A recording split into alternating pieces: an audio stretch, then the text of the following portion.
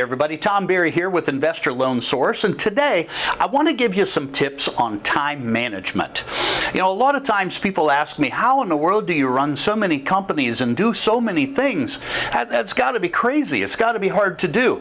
And really the answer is, I am just an absolute nut when it comes to time management.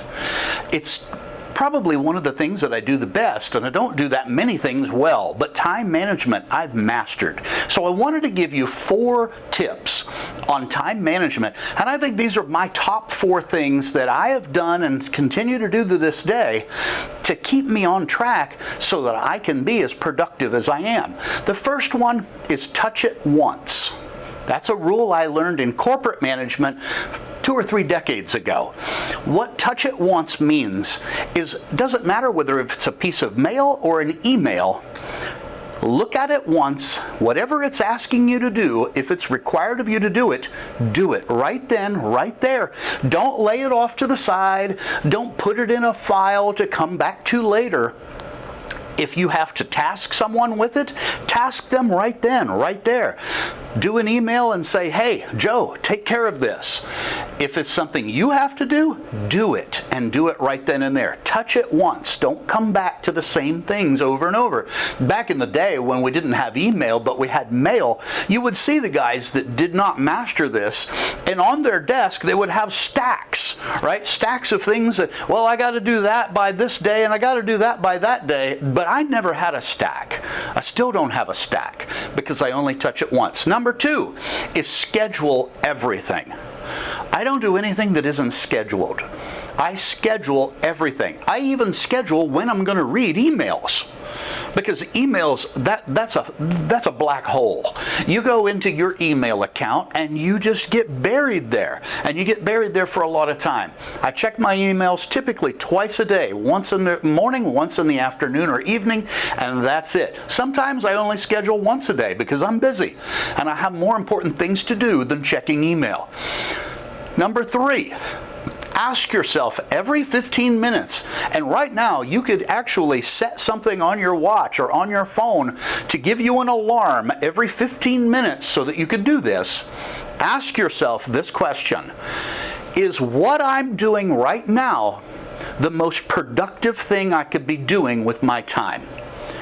And if you get good at asking yourself that 4 times an hour, I promise you, you will get good with time management.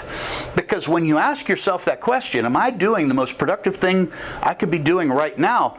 And you keep constantly answering no, you're going to take the steps to change it because you're going to want to be able to answer yes. And then lastly, number 4, know the value of your time. When you're an entrepreneur, a lot of you don't know the value of your time. So what I do, and I've taught my business partner this as well, every year we take a look at our tax return, we take a look at our taxable income, and we divide it by 2,000. Now, what does 2,000 represent? It represents the number of working hours in a year. If you take 50 weeks, assuming we take 2 weeks vacation, now of course I exceed that, but hey, most people take 2 weeks off of vacation, which leaves them 50 weeks, and in 50 weeks at 40 hours a week, that's 2,000 hours a year of work hours. So if you were to take your $100,000 a year income and divide it by 2,000, you would realize that your time is worth $50 an hour. $50 an hour or $400 a day. Well, just that understanding, your time at $100,000 a year income is worth $50 an hour. You might rethink some of the tasks that you do that you could hire somebody for $15 an hour to do. Right? Because it wouldn't make sense for you to do that anymore. Now, just think about when you get up to $300,000 a year in income. Now you're making $150 an hour or $1,200 a day. You may rethink some of the things that you do with your 15-minute, with your 1 hour, or with your whole day, because you're not getting $1,200 a day of value out of it. Now, extrapolate that at $1 million a year in income, and I hope everybody on this gets to that.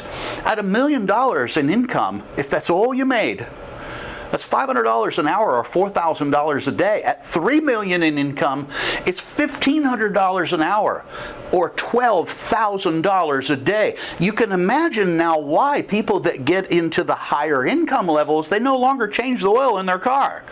They no longer cut their own grass. They no longer do any of those types of things around the house because it would cost them money to do it.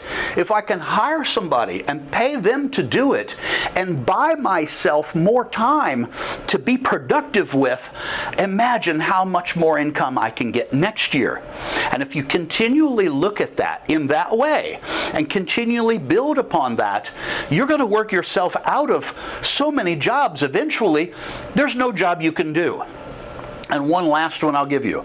Now, this is a goal. I'm not there, want to be at some point. At $5 million a year in income, it's $2,500 an hour or $20,000 a day that your time is worth. At that point, there would be very little you could do with your time except working and focusing on growing your business, growing new businesses, creating new products, creating new businesses.